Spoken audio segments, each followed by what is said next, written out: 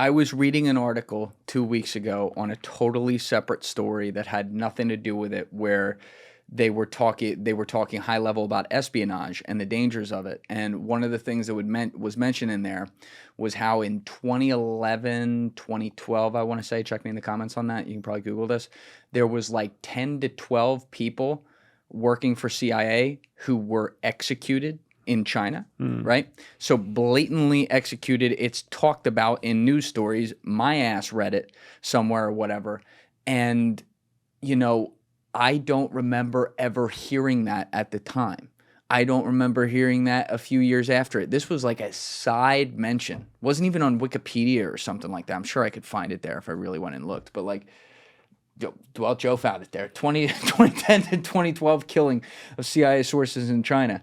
This wasn't like a major thing, though. Right. So, this is just one world power of many. But like, we've seen what Russia does on UK soil on fucking security cameras, dumping polonium on guys or whatever. Like, there are places that are, as you've talked about before, brazen. I'm not saying they would do this to you. I'm not saying you're wrong and that maybe it's not worth it. But like, what if it is? There has to be a percentage possibility there. Maybe it's not high, but maybe there's a 1% chance that like, I'm going to go to fucking Georgia, the country, and get murked. Yeah, there's always a possibility. And what we have to do, all of us have to do, is decide what actions we take based on the possibilities versus the probabilities. It's worth noting, right, that with this example specifically, those sources that were killed have never been reported to be CIA officers. They've never been reported to be American citizens. They could have been sources, meaning like people on the ground. I don't even think could it. Well, I mean, if this is a real demonstrable thing, which I'm not allowed to talk about one way or the other, right? Because it's CIA specific. But a source in common vernacular in the espionage world, a source is usually a national of that target country. So this means however many Chinese people were killed. And those Chinese people were committing, according to the Chinese government, espionage, which is punishable by death. Yeah, this said, and again, you can't comment on this, so I'm just going to say this part here just for semantics. This says casualties 30 to plus killed or captured, and then it talks about specifically 18 to 20 sources were killed. Now, casualties includes people that aren't killed and people that are hurt, right? But, what I was reading was they talked about 10 to 12 people working for CIA who were killed, and the way that it was, I'm going to go back and look at that afterwards. I'll find that article. The way it was stated, my mind did not go to sources, whereas the full number here, 30 plus, this would absolutely, there's no way there were 30 case officers killed in China in a 2-year period. That's like, there's no way that happened. But like, this would absolutely include what you're talking about, which is that there's a high proportion of it where it is just people on the ground who, This is the same thing that's happening in Iran right now, right? In Iran. After what happened when Mossad launched drones from within the Iranian border and they neutralized leadership and the United States flew in with stealth bombers. In Iran, Iran's on a hunt right now for Iranians who they believe are sources of information from Mossad. Mm-hmm. And I think if you look in the last 45 days, you're going to find dozens, if not more, that were at least arrested and possibly executed. Probably all headed that way, for sure. All headed that way, yeah. But I mean, what are they actually letting the headlines know? What are they sharing right now? I don't know. Yeah, those guys are probably missing some fucking fingernails and teeth. But the whole thing is a game. Espionage is a game. And it's a game of how much value do you have and how much value do you not have? Are you valuable now or later? Are you increasing or decreasing in value? What's your strategy? What's your move? And for someone like me, who's been out, who does not have access to current secrets, I have historical knowledge only. Is it worth creating an international incident over me? If I fly my dumb ass to Ukraine to go speak to the Ukrainian government, then I'm a fucking idiot. Yeah, that might be a problem. If I take a trip to Taiwan and I decide to just go be a tourist in Taiwan and go visit like the anti-China shrine, yeah, that's a dumbass move, right? Let's bring a free Hong Kong sign there too. Like these are certain things. Go Uyghurs, right? there are some very bad ideas that would be worth an international incident, right? Because now Russia can say that they arrested a CIA officer in Ukraine, and China can say they arrested a CIA officer, with anti-Chinese sentiments in Taiwan. Those things make sense. But if I go to Hungary Does it make sense for Russia to pull me from Hungary, even though those two get along? What's the claim? A former CIA officer touring Hungary, now we have him in Russia? No, it doesn't make any sense. And it's going to piss off the United States because it's a huge violation of American citizenship. We actually have Patton here right now, and I'm going to ask you this just because you were talking I see you nodding over there. You were talking about this just before. There's a new book that came out about Evan Gershowitz. Is that right? Yeah. The Wall Can you just give context here? Yeah. So a book came out. It's called Swap. And it's basically the Evan Gershkovich story, the Wall Street Journal reporter. And it's interesting to hear you talk about this because they talk about how it's all intertwined with like Paul Whelan and Brittany Griner and kind of how the Cold War era, like spy swaps sort of emerged now and how because the U.S. changed their policy from not negotiating to now negotiating for people, Putin was like, okay, well, let's do it. And so it's interesting to hear you discuss this because, for example, Brittany Griner, they released... when Brittany Griner got locked up, there was another guy, Paul Whelan, who was also locked up at the same time. And Biden got a lot of flack because, like, Brittany Griner was an athlete and Paul Whelan, was some white dude that was a former Marine. And Brittany Griner got out like that. And Biden took a lot of heat for that. But the reason why, and this is relevant to what you were talking about, is that Putin and the Russians said, that guy is a spy. So only if you give us a spy will we let him go. Yeah. But they let Brittany Griner go for Maria Butina, and that was a quick swap. And Wasn't that Victor Boot? Well, I think Victor Boot was who they let go for Paul Whelan, I believe. Or maybe it was Victor Boot. Oh, no, the Kenyan. I think it was the other way around. Yeah. So they gave up somebody for Brittany Griner, but they forced Paul to confess to being a spy, even though he wasn't in Russia. And then in return, everybody was like, oh, he's a white guy. That's why they're not giving him up. That's why Brittany Griner got the attention because Biden's a Democrat, when in reality, Russia gets a say too. And they wanted a spy in return. So I'm curious from your perspective, like, you don't think that you could kind of fall into the same sort of thing where it's like that, they require a spy. It's like, well, we got a spy now. It's just it's pieces, right? It's leverage. Correct. But you got to keep in mind, was Paul Whelan apprehended in Russia? Yes. Oh, that's the big difference. Yeah. That's the big difference. Is it worth creating an international incident to reach into another third country, especially a country that might be NATO or a country that might be neutral or something else, right? To seize what you need. If it's a true CIA officer, right? For example, in Shadow Cell, the operational structure that we developed, which is why Putin is doing what he's doing now, the operational structure we developed was a cleansing route. Meaning we're going to operate in one place, but we're going to actually live in a different place. And then when we travel between where we live and where we operate, we go through a third place. Mm-hmm. We do the doc swap in the third place. We change alias in the third place. We make all references of travel one or the other, binary. So either it's travel to and from our place of living or it's travel to and from our place of operating, so that no matter who reverse engineers us, they never see a connection between all three spaces. Right. When you've built that kind of operation, 100% it becomes worth it to palladium poison somebody in the third location, because you have no legal grounds to stand on. You have no way of dodging the international incident if you apprehend them from a third country. You're basically doing what we did to Osama bin Laden. You're invading Pakistan, an ally. Well, they got some explaining to do. They got in trouble for that, so you're right. So you're invading a third country to apprehend a threat that's a threat to you, but not threat to that country, and then you have to explain it on the back end. Mm-hmm. When you have your operational outcome completed, when bin Laden's dead, who cares? Now you're like, Pakistan, we're sorry. We'll spend the next 2 years saying we're sorry, and here's a little bit of extra aid, and here's a little bit of this, and here's a little bit of that, and here's some favorable trading agreements, and you're good. But when it's something where you're caught in the act, it's a whole different ballgame. Yeah, it's also like the bin Laden one's kind of an extreme example. It is. Fucking Osama bin Laden, Right, which and matters to us. He was living next to, maybe I'm misremembering this, tell me if I am, but he was literally living within like eyesight of their military base that's like our equivalent of fucking Fort Bragg. Yes. I've heard the same thing. Like, they knew he was there. Yeah. That's great. Yeah, there it is. Osama bin Laden was living in a large compound in Abbottabad, Pakistan, less than a mile from the Pakistan Military Academy, West Point. So if you're going to go into a third country to carry out an operational objective, you better have a really good reason, because you're going to have to defend it afterwards. That was the very first clip I ever made of you. That was the first one that went where you were talking about you be in a third country so that you can go into a second country to get into the main country. And you can clean the route the whole way, man. Yeah. It's just so much fun to me. Espionage is so much fun to me because it's real world chess. And you know that they're going to find you, and you know they're going to backtrack you, and you know that they're going to look all the way back through the flight records. They're going to find you. They're going to find you in fucking, you name it. Let's say that you're American, living in Canada, targeting Russia, traveling through whatever, Sweden. They're going to find you going back to Sweden. They're going to see that it's a dead end. They're going to know it's operational. But there's nothing they can do about it.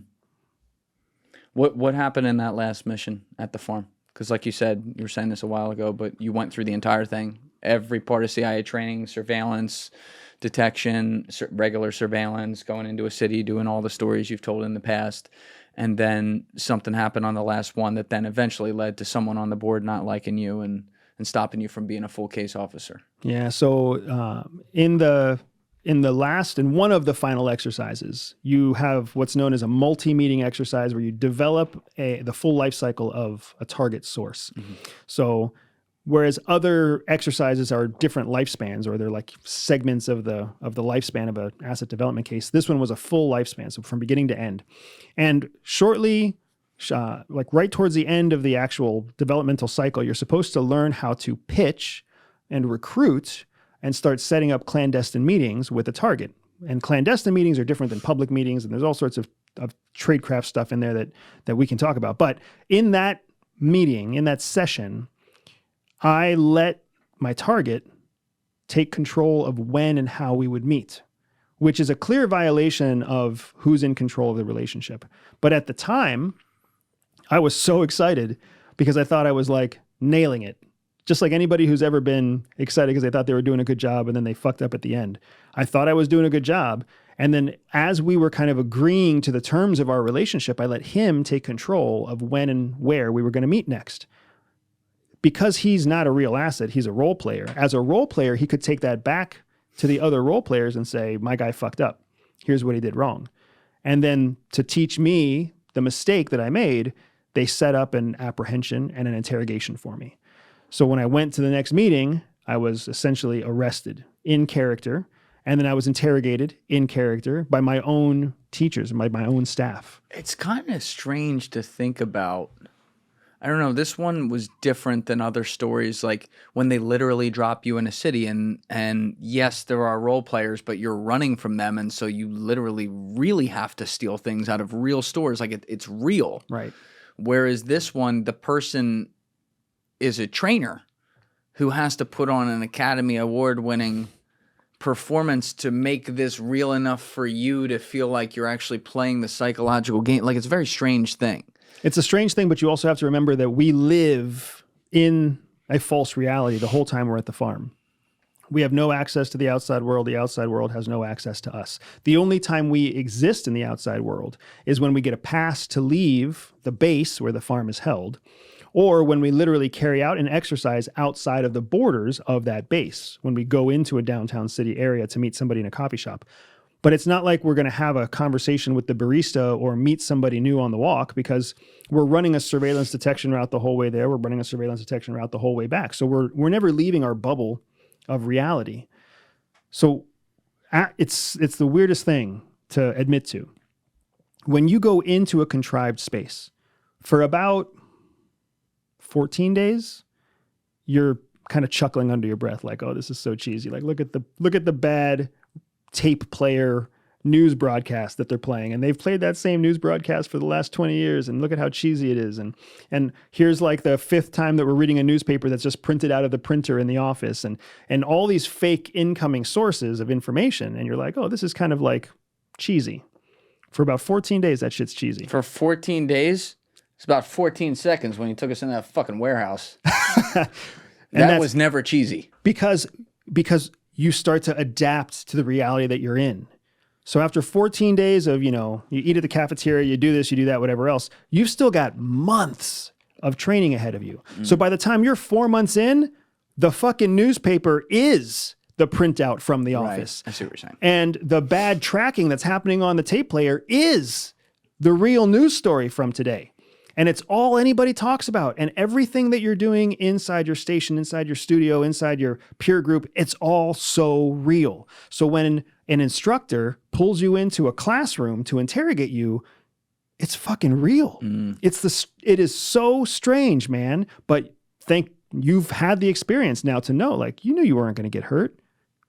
Back in the back of your brain, but in the front of your brain, you started convincing yourself of something very different. Oh, there were a few times where I was like,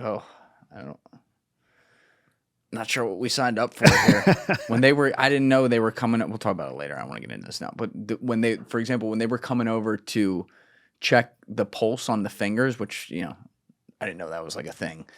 I thought Trevor was about to break my fingers. And I was like, oh, fuck, I need those. No, wait a minute. I was almost like, cut, but I couldn't do that because you're so disoriented.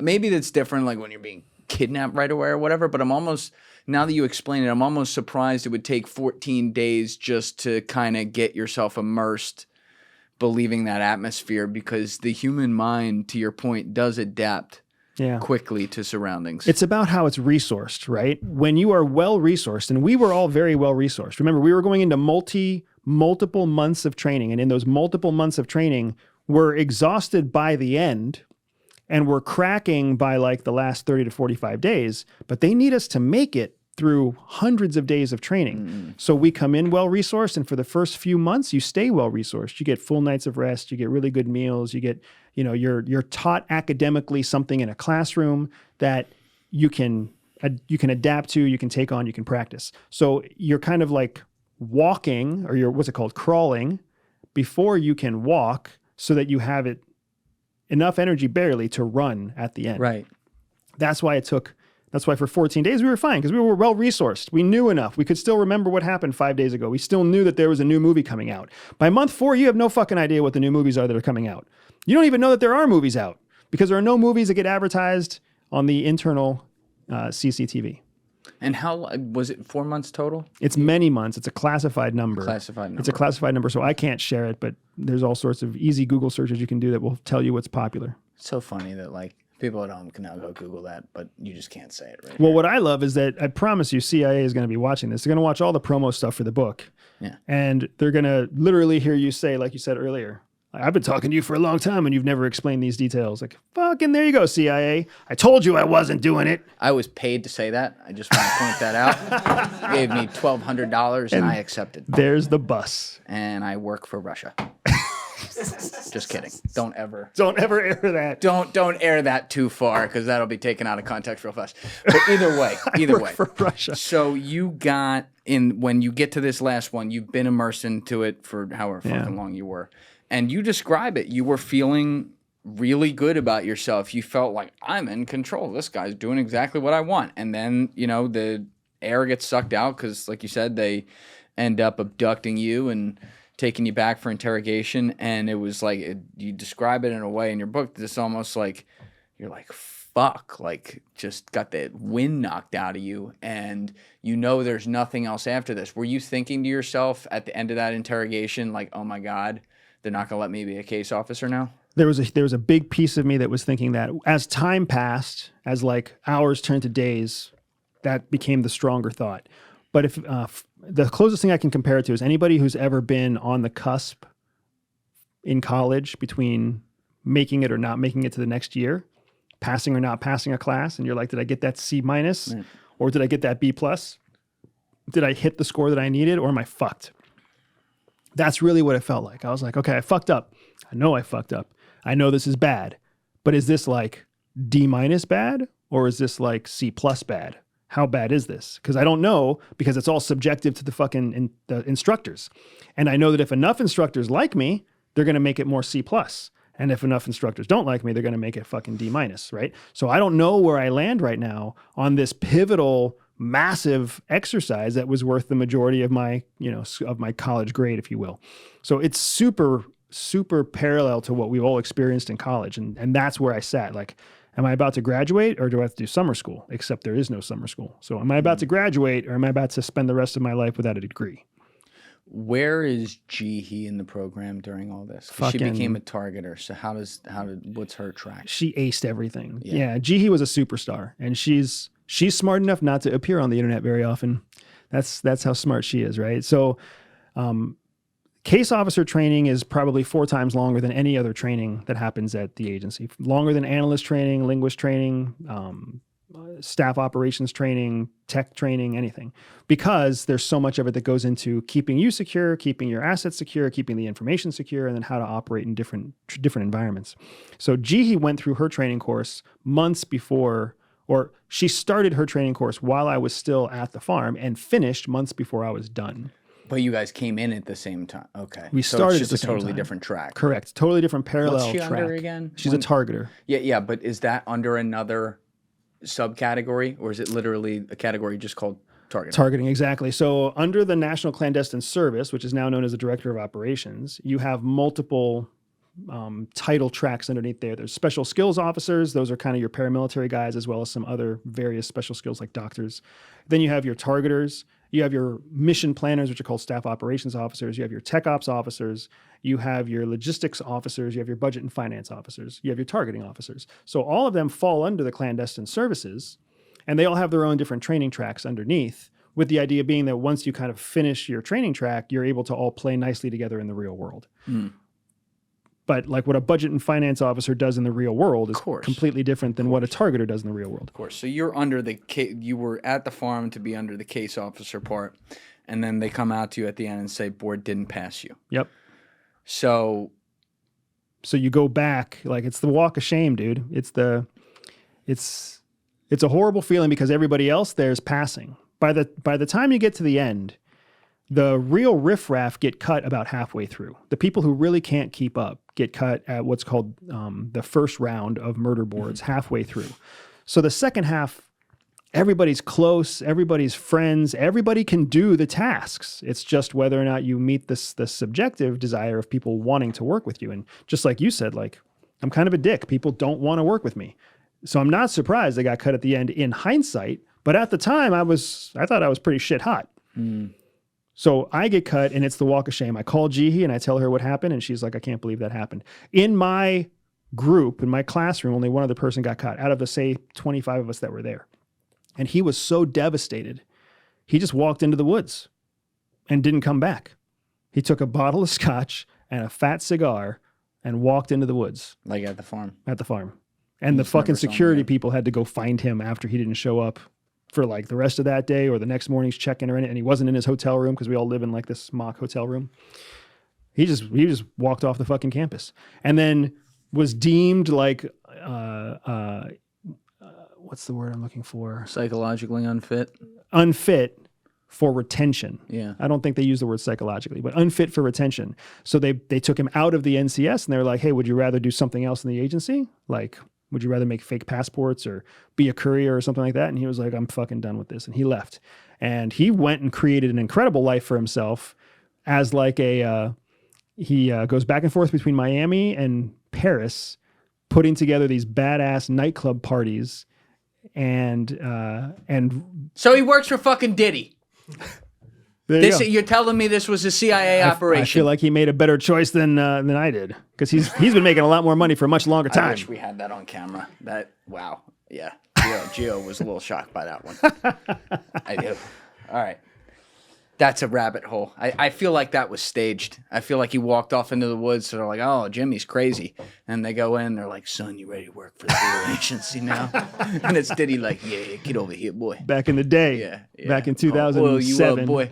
That's you so on funny. Miami to Paris. Wow. Okay. So did it all, after they say no to you and you walk back to the hotel or whatever, was there, I don't know, it was tough to tell what was like 30,000 in the air, feet in the air, you writing it now, thinking about it versus what you were thinking in the moment. Were you immediately thinking those things to yourself? Like, I'm my own worst enemy. I got in my own way. My dick got too big, and that's why this happened. No, just like most of us don't think that when we fuck up. Yeah, right. Yeah. I'm thinking this place is so unfair. I've got to escape the shame. I'm not gonna like. We all get bussed in, and we all get bussed out. Like it's a fucking summer camp, right? And when we get bussed out, there's no fucking way I'm gonna sit on a bus with hundreds of other people who have all passed. And they're all going to be talking about their next assignment and their first assignment. And they're all going to be making plans to talk to their assignment officers and the office that they're going back to. And I don't have any of that shit because I'm going back into a bucket of people where the question is, do we even retain these people? That's where I'm going back to. I'm going back to check into an HR office under an HR officer who's going to be like, we're going to see if we can find a place for you to land, right? What the fuck? And in my mind, I'm like, I finished all of the training. I've been through the hardest thing you guys can throw at me. And it was just whether or not 7 fucking old men, all of which were men, 7 old men chose whether or not to keep me on as a case officer, certify me as a case officer, or not certify me as a case officer. And you're telling me that because one of them voted on the wrong side, that I'm not only not a case officer, but I'm not even useful, not even worth keeping? Like, it was a horrible feeling. So all I was like is, I got to get the fuck away from this, and I'm on my own. I got to get away from this. I can't trust these people. If this is how the whole system works, I can't trust this place. I got to find a way to make my own life. But I'm in this serious relationship with Jihi, who's a fucking rock star. And when I come back, she understands the system. She understands the process. She understands how flawed it is.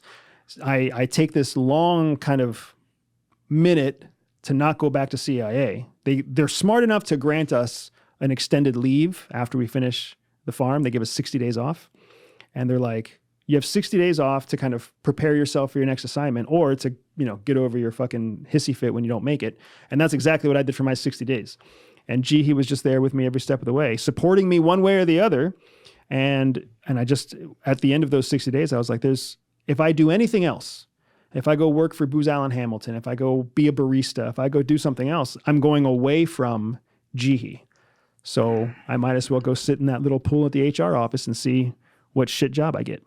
So we're going to explain how this happens in a little bit, but this ends up coming full circle, and you end up getting to do these things under a different title effectively, and you get to test the same kind of thing in the field in the scariest of ways and pass the tests with flying colors, which I think is cathartic for you. However, in the short term at this point, before any of that happens, I can only go off what you wrote here, but it would seem to me that minus, some regular human flaw, people on the board don't like you, and relationships and stuff like that, this was a situation where they probably looked at you. They probably looked at all the other stuff you did at the farm, and you probably had very high grades.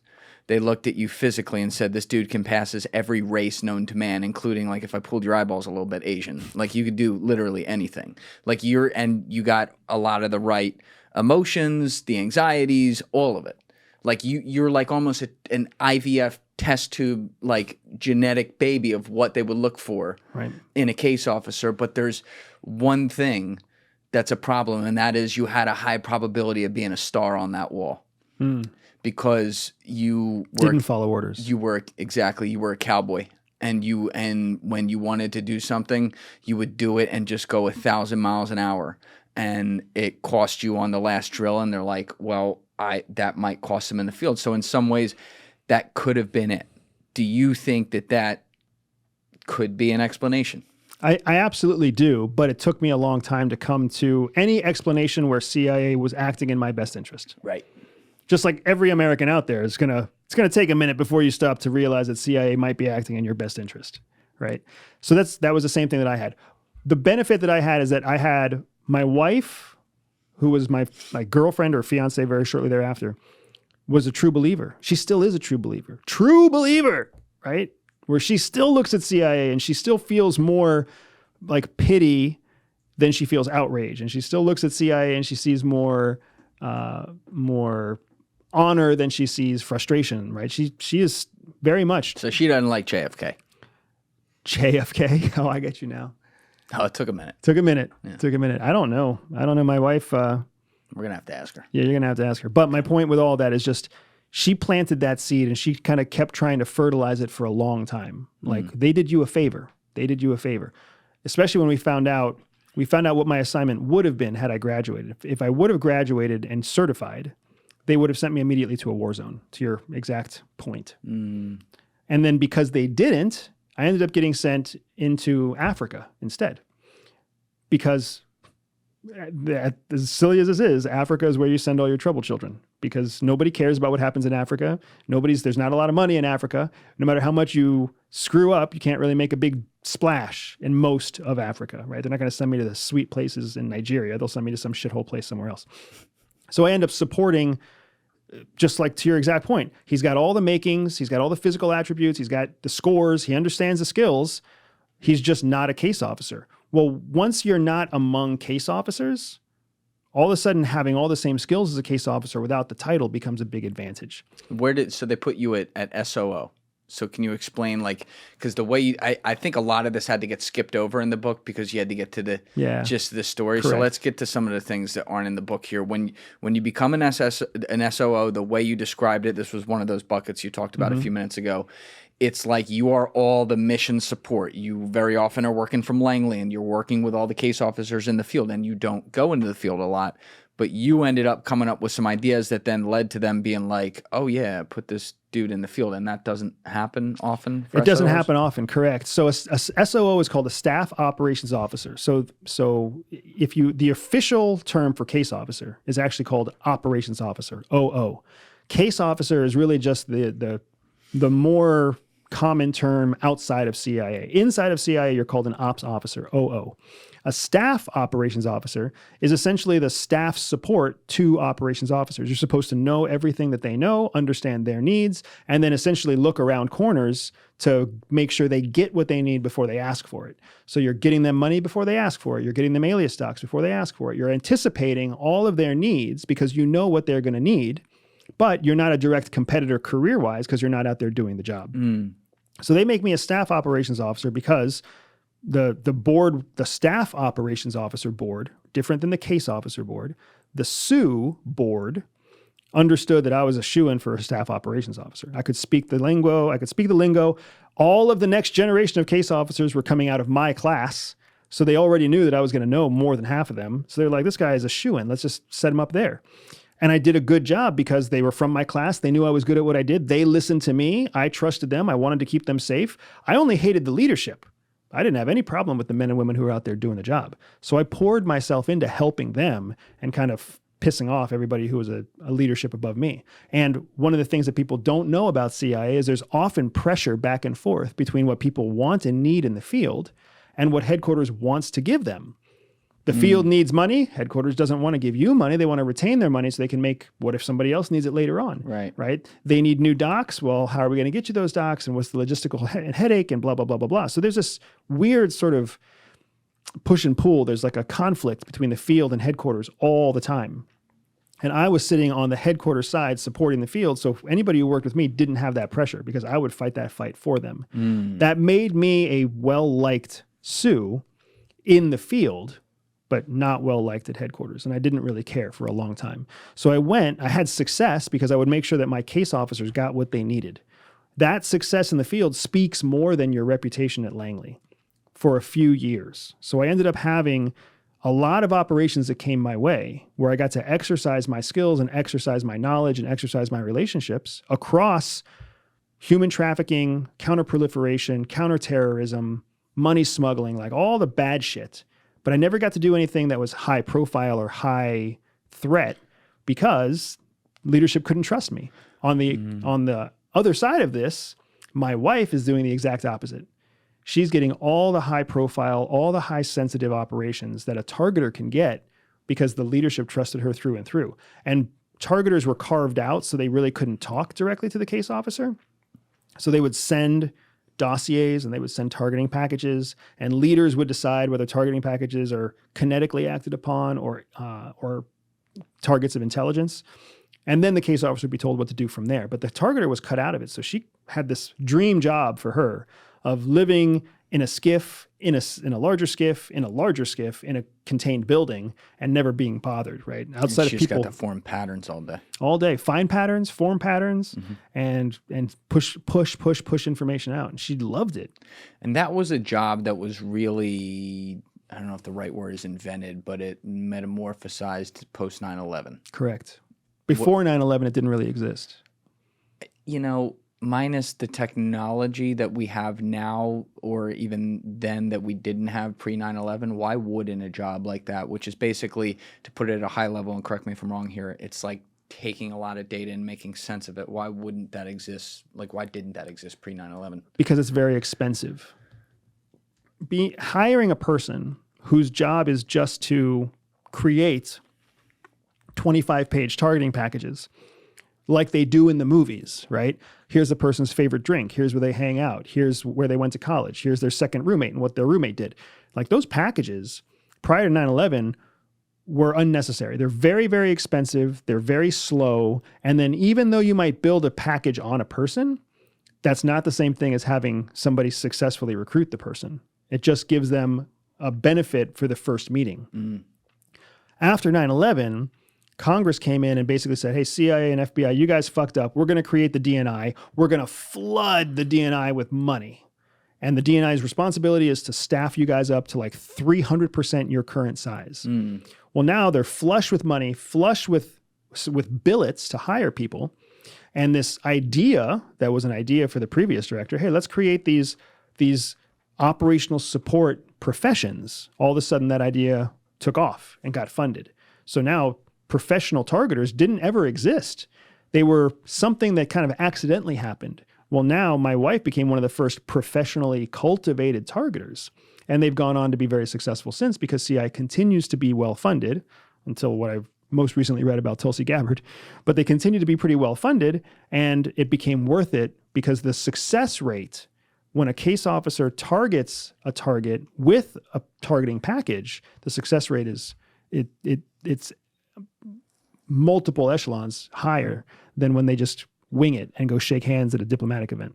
All right, so we'll get into some good examples of how he was able to leverage her targeting expertise to help the sellout here. But in the meantime, when you were saying you became SOO and they sent you to like kind of support a lot of African missions and stuff like that, what was the context of the first time, without going into exact details, where they said, all right, you got to actually come here. You're not going to be at the desk. You're coming here and going undercover and doing something. So there's a culture at CIA where everybody hates being at Langley. And it's true. It's a very real culture. If you're at headquarters, you're kind of second class. You're a second class citizen. You don't know what it's like to be in the field. You don't know the realities of the field. You can't keep up with the tempo in the field. So you're second class. And the real tip of the spear is in the field. So because of that culture, the men and women who operate in the field always have this benny, this reward they can give you, which is basically called a TDY, a temporary duty yonder. They'll invite you to come be part of the field operation. And even if all you do is come out to the field and sit in an office for 5 days, you get to not be a second-class citizen for that week. And as you build up those TDYs, your actual career category sees you differently, because every day that you spend in the field counts towards an early retirement. So if you get enough days in the field, you can actually qualify to retire 10 years earlier than anybody else. Right? It's not, you don't need 10 years of time in the field. You need 2 years of time in the field. So if you can get 2 years of time in the field, you can retire 10 years earlier than anybody else at the same rate. So everybody takes these TDYs. Everybody wants them. Everybody loves them. I didn't really want to go on TDY because I was never going to retire from that fucking place. I just wanted to be with my fiance, the girl who gets me, the girl who's a rock star, the girl who's cool, and everything else I was doing was just so that I could be with her. The field starts requesting me to come out to the field. My wife, my fiance, of course, at the time, is encouraging me to go. She's like, you got to go. Like, you got to go. Just show your face. It's going to be good for your career. They like you. They want you there. And don't forget that the people that you're helping in the field today will become the leaders of tomorrow, and they will decide your future then. Again, she's wise. It makes sense. So that's when I started going out. And sometimes I would go out and I would do nothing. I would just sit around in the office. Sometimes I would go out and I would procure a cell phone or a SIM card or like drop money somewhere. Like, I would do little things that I could do because of my training at the farm, but I wasn't qualified to ever recruit an asset. That's what a case officer, an operations officer, is technically certified to do, is to say, hey, why don't you work for us? And in exchange for you giving us secrets, we'll give you whatever, Johnny Walker Green Label or cash or whatever else. That's the only thing I couldn't do. according to the certification rules. So every time I went out in the field, they liked me, they wanted to reward me, and they loved the fact that I would go do the shit jobs that no case officer wants to do. No case officer wants to run a 90-minute SDR to buy a cell phone and then another hour-long SDR to come back just so that they can have an extra cell phone that's off the record. But when I go out into the field, I can do that shit all day. Surveillance detection route you're talking about? Correct. So there was, every time I went out, people loved having me there. Every time I went out, I got to meet cool people. I had more fun than I expected I would have, and that built up over the first 2 years of my career. Okay, so you're working primarily across Africa. When you get called, well, before I get there, was there a part of you? It seems like you and Jihi have like an amazing relationship and everything, and actually have strongly support each other's careers. It's clear like her advice to you and how to handle some of these situations was you took it and trusted it and it worked out, and like you encouraged her to continue being a rock star and all that. But like as a human being, was there ever a part of you that felt like you during this time period like you were a second fiddle to her? Yep. Yes, but it was a comfort. It was a comfort because I didn't have, my ego was crashed. I didn't look at myself and see myself accurately. I looked at myself and saw myself kind of victimized. But at the same time, I was like, this is easy. This is easy work. I don't have to do more than 8 hours a day. I don't really have to stress out about bringing work home. Like she would work 12, 14 hours a day sometimes because she cared so much. Yeah. I didn't care that much. I was like, fuck it. I'm going to go hit the gym. I'm going to go get us some takeout Thai food. And by the time you get home, I'll feed you. We'll watch a movie. We'll bang it out. We'll go to bed. Like it's a good deal for me. And that was how I viewed life kind of day to day. And just like most 27, 28-year-olds, I didn't really have a clear vision of the future. I was like, this is pretty good. We'll keep doing this. And it's not getting worse. Might as well keep doing this. And one day an opportunity will present itself and one day we'll figure it out. And you always have this question of what's the next assignment. Every 2 to 4 years, you can get reassigned. And my wife was getting reassigned like every year and a half. So she was climbing the ladder quick. So I was like, anything could happen the next 2 years. So let's wait and see what happens. Maybe we go to France. Maybe we go to Rio de Janeiro. Maybe we go to, New Zealand and live there for a next tour. Who knows? Who knows where we're going to go? But let's go. So second fiddle was a very convenient place to be. You didn't have to practice as much as first fiddle. And you still had it in your mind, if I heard you correctly a few minutes ago, that like you would just work there forever? Well, not forever. I never thought it would be forever, but there was nothing better I could do right then. So what I always thought would happen, what I always was kind of talking to Jihi about was that she would get some sweet assignment overseas and I would quit officially, follow her, and then become an English teacher wherever we went. And then she would spend however long she was going to spend there while I'm building our local network as an English speaker, not an Intel network, but an actual professional network. And then she could quit. And then we could just live wherever we want to live. And we had our favorites. Like we knew like South Korea is a great place to be an English teacher. So we were like, oh, maybe we'll go to South Korea. Nigeria is a great place to be an English teacher. Croatia is a great place to be an English teacher. Croatia's sick. So we were like, if we get one of these assignments, then I'll become an English teacher and I'll build our escape plan for 2 years. And that was always something she was willing to entertain. So how did Falcon come up? Falcon is the country you refer to in this very red book about a country with very high GDP. Your words, not mine, in Asia. How'd you get pulled in there? So there's a multiple kind of answers to that. So as people read the book, they'll discover partly we were pulled into a conversation with leadership because they wanted to create a new way of handling operations. They wanted to find a new way to collect information. The reason they wanted to collect information a different way was because what the world didn't know is that CIA had a mole. So there was a mole in their midst in a leadership level position who in that specific part, like in that specific part in the area that controlled Falcon. Yep. which is a very sensitive area. It's so sensitive, it's got its own office called Falcon House inside CIA. The most sensitive areas are all houses. They have their own house. Is it actually codenamed Falcon House, or did No. you change? I was going to say you changed even the name of the code name, right? Correct. So every synonym, or I'm sorry, every cryptonym that we have in the book Yeah. is different than the cryptonym that we have in real life to further kind of insulate against anybody using it. But Falcon House had a problem. They needed a new way of creating operations. So they called us in and they said, hey, lucky you guys, you're going to go create new operations for us. What we didn't realize is that we were going to go create new operations because they had a mole and they were trying to use us to flush the mole out.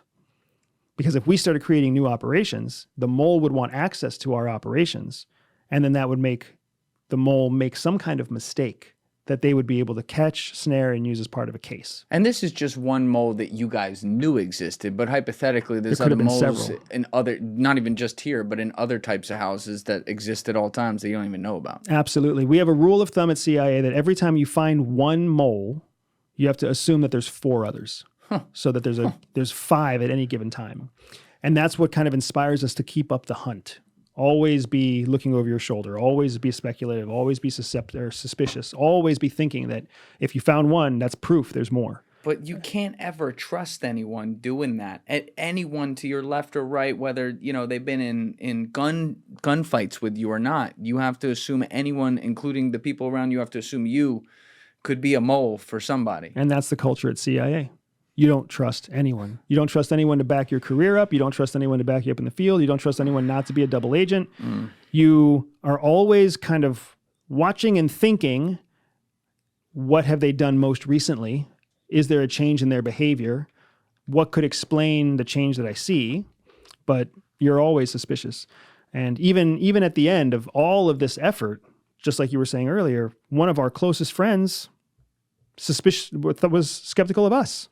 For trying to leave CIA. For trying to leave CIA. Well, apparently you're not allowed to do that. That's CIA probably why. didn't know how to do it for sure. It's like, wait a minute, no one leaves here. So we get called in by leadership and they say, we want you to build a new type of operation. And you were called in separately, right? So you didn't know Jihi was being called in at the same time? Right. We were called in separately based on the leadership that we had at the time. And then after we both got called in, we went back home and we were like, or basically over a phone call.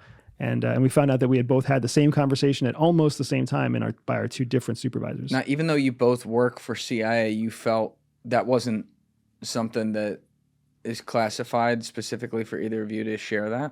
Because the need to know is defined by the operational area.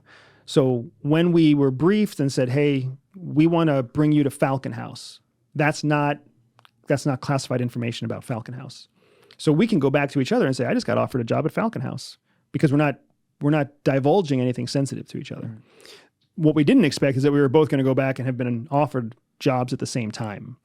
So then we got to have a conversation where we were like, hey, Falcon House knows they're approaching both of us, and Falcon House knows that we're engaged, and Falcon House knows that this is the date of our wedding, because we've had to clear all this stuff with the entire CIA. So they're not stupid. Why are they doing this? Why are they bringing us both in? And more importantly, why are they bringing me in as a dumbass? It makes sense why they'd hire my wife, because she's shit hot. But why would they bring in me? I've never done sensitive operations. I was never deemed qualified for that. And I've had success in the shitholes of the world. Wouldn't it make sense to keep me in the shitholes of the world?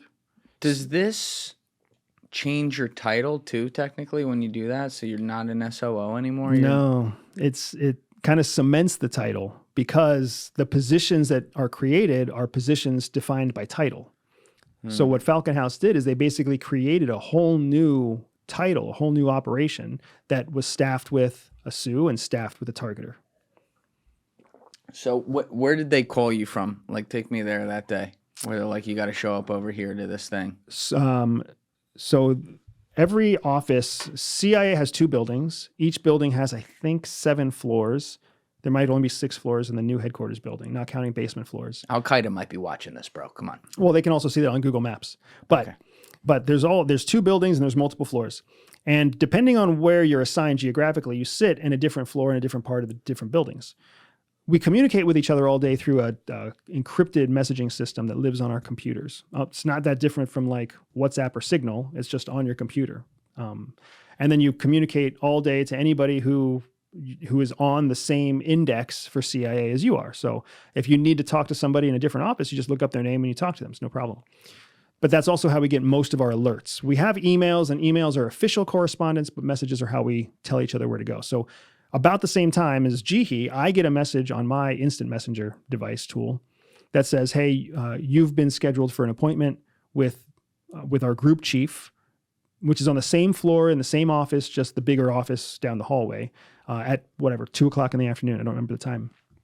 So I'm just doing my shit, writing my cables, doing my research, doing whatever I got to do, probably trying to stay awake at 1:00 in the afternoon when I get this message. And I'm like, oh, I don't think anything good's going to come of it because there's no reason that the group chief should want to talk to me. There's like 4 people between him and me that he should want to talk to.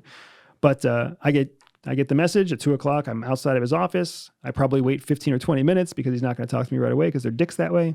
But then I go in, I have the conversation, and he explains the intention. He explains, hey, we're going to move you to Falcon House. So you have to tell us you have 48 hours to decide whether or not you're going to take a Falcon House assignment. They think that you'd be a good fit for something over there. What was your first thought when you heard that? Because this was It's a major mistake. leagues. Yeah. It's a mistake. I was like, you're like the Drewski meme? I was Me? like, yeah. Who? Me? At first I was like, you guys, I think you're looking for somebody else, but I mean, I'll think about it. And then the second thought I had after they made a mistake, the second thought was, it's just something stupid. They must need some courier to run like casino chips from one place to another place. It's probably something stupid, right? It's not the big leagues. It's the smallest thing that you could do for a major league team. They need someone to You're the hot dog vendor. Yeah, someone needs to hand dry the fucking cups. I don't know what it is. When did that change? When I talked to Jihi and she had the same conversation. We got called in together a few days later when we accepted the operation. We got called in and then they gave us more context. And what did they tell you then? That was when they told us that they want the two of us to create a new way of operating, and they wanted us to do it because we had a Sioux background and we had a targeting background, and we were actually legally married, and our cover identities were legally entwined with one another. So it made us kind of a unique pair to go out and build this operation. And they've told us that they wanted us to have a blank check for the operation that was still going to fall under approvals for spending, but they trusted that we could do it. It was very clear in that conversation that they trusted Jihi to be responsible, and they trusted me to keep Jihi safe. That was basically how I put it all together. It's like, oh, so you guys, you're going to send us somewhere, and it's a posh somewhere. We didn't go somewhere harsh, right? When they assigned us to our 3rd country location, when they assigned us to Wolf, what we codename Wolf in the book, Wolf is not a hardship place. It's a pretty comfortable place to be, but it's not necessarily safe. So it was really clear to me, Jihi was supposed to be the superstar, and I was supposed to just help her. Yeah, did you do that consciously where you named the safe country like something bad and then the bad country like something kind of cool? So here's the funny story. We had named everything the real country names at first, and then it was classified. And then as part of the negotiation to try to reach a common ground, they let us encrypt everything. So we encrypted stuff with really obscure names. I think we were using like flowers and trees, right? Really obscure names. And then CIA came back and they were like, we don't like your encryptions. They're like, that's kind of gay. They were like, we don't like your encryptions. We want you to change your encryptions. And we were like, what the fuck do you want us to change them to? And they were like, we want you to use North American predators for all of your cryptonyms. Oh, okay. I mean, a falcon is a predator, but I'm not worried about a falcon attacking me. I am worried about a wolf attacking me. A falcon's like kind of cool if I see it. Like I think Theo Vaughn owns falcons. He seems like a nice guy, right? Like, so you name the safe country wolf and the not safe country falcon. Again, like what's the logic? There's no logic there. We just named them North American animals. And we didn't know if CIA was going to approve the book or not. And they didn't, but we never had them. They never argued with us about the different names. I think Badger is in there. Yeah, Badger was hard. I like that. That was good. Okay, so you guys, what year are we in? Like 2010 at this point? We're actually not allowed to disclose the specific years, but we're mid-career for me. Okay. So I'm going to say it's somewhere around 2010, somewhere in that area, whatever. But you get sent over there. Again, this isn't going to be one where you're back at Langley. You are sent over there, and they've told you there's a mole. It's here. Like where we're sitting, someone high up, we don't know where. And your job is to be able to manage things on the ground, set up something on the ground that involves, undercover work to try to root this out and also acquire intelligence on Falcon. So what you guys set up here is really amazing with this whole cell concept. And rather than me try to explain it, can you just tell me how that even came up? Like where you and Jihi where suddenly it was like, oh, Eureka, we got it. Yeah. So we were in Wolf. We had already arrived in Wolf, and we didn't get much of a warm greeting from anybody because we were outsiders coming into their location. Mm-hmm. And of course, it's a posh location. It's a great location. Everybody has a friend that they're trying to get hooked up with Wolf. And here we walk in, 2 second tour officers, 29-ish years old, like whatever. And we're jokes. So we walk in and we introduce ourselves and we tell them what we're there for. We're here to create new operations, but we're not case officers. So guess what we need? We need case officers. And all the case officers that are there at Wolf are supposed to be doing stuff for Wolf. So all of the leadership at Wolf was like, fuck you guys.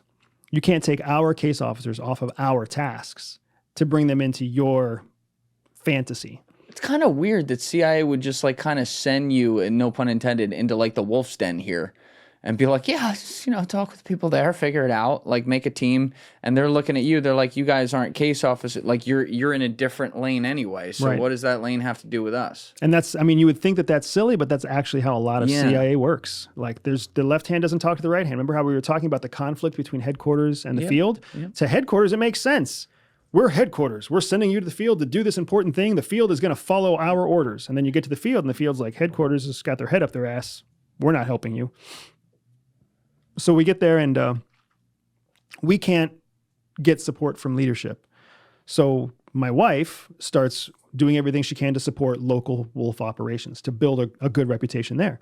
She's anti-conflict and she's anti-confrontation and she's got anxiety anyways, which we talk about in the book. Mm-hmm. So it's a very easy way for her to kind of integrate because she doesn't fight anybody. She's just allowed to do that, join some of the active missions there because she got sent there. And she's a targeter, and a targeter is something everybody wants. Right. So it's like a Thneed, right? If you read Dr. Seuss, but everybody wants her, so everybody's giving her assignments, and she's finding what they need, and she's a superstar at what she does.